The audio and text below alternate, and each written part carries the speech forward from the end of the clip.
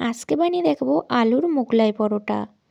আপনারা এটা বিকালের জলখাবারে এবং বাচ্চাদের স্কুলের টিফিনেও দিতে পারেন।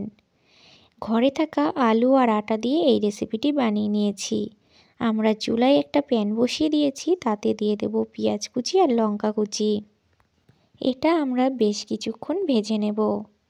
এবার আমরা দিয়ে দেব হলুদের গুঁড়ো আর পরিমাণ মতো লবণ। এবার আমরা এর মধ্যে আলু দিয়ে দেব। আলুটাকে আমরা লাল লাল করে ভেজে নেব।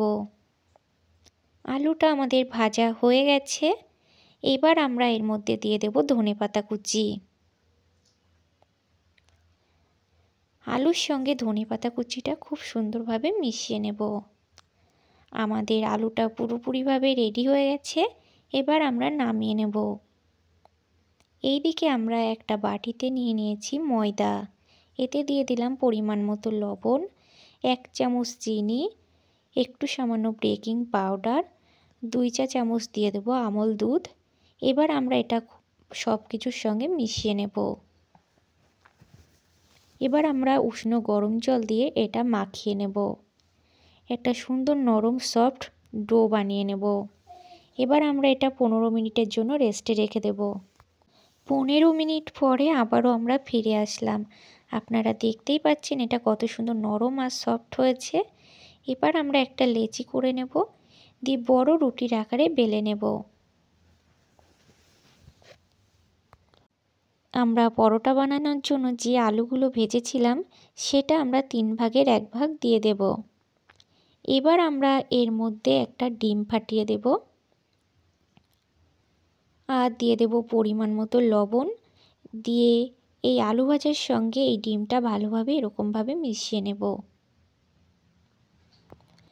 আপনারা যখন রুটিটা বেলবেন তখন চারিদিক থেকে পাতলা রাখবেন এবং মাঝখানে মোটা রাখার চেষ্টা করবেন।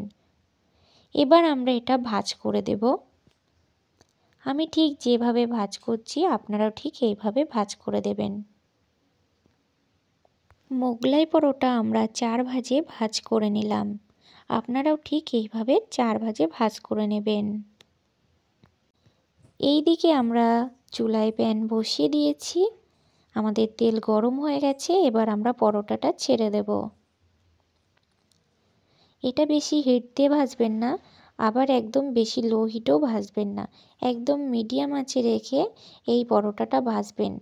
তাহলে দেখবেন এর ভিতর খুব সুন্দরভাবে তেল ঢুকে যাবে। তাহলে ডিমটাও কাঁচা থাকবে না। এবার আমরা এক পিঠ উল্টে দেব।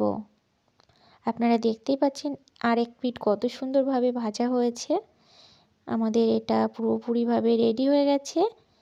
এবার আমরা এটা তুলে নেব।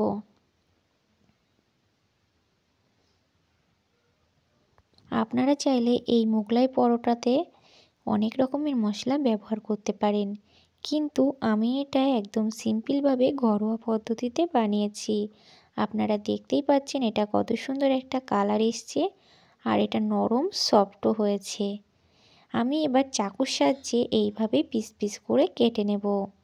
আপনারাও ঠিক এইভাবে চাকুর সাহায্যে কেটে নেবেন। আপনারা চাইলে এই মোগলাই পরোটার সাথে চাটনিও ব্যবহার করতে পারেন। আমি এখানে চাটনি নিয়ে নিয়েছি। এবার আমাদের এটা পরিবেশন করার পালা। আমার এই রেসিপিটা যদি আপনাদের ভালো লেগে থাকে তাহলে অবশ্যই লাইক, কমেন্ট, শেয়ার এবং সাবস্ক্রাইব করে দেবেন আর আমার পাশে থাকবেন। তাহলে আজকের মতো এখানেই বিদায় নিচ্ছি।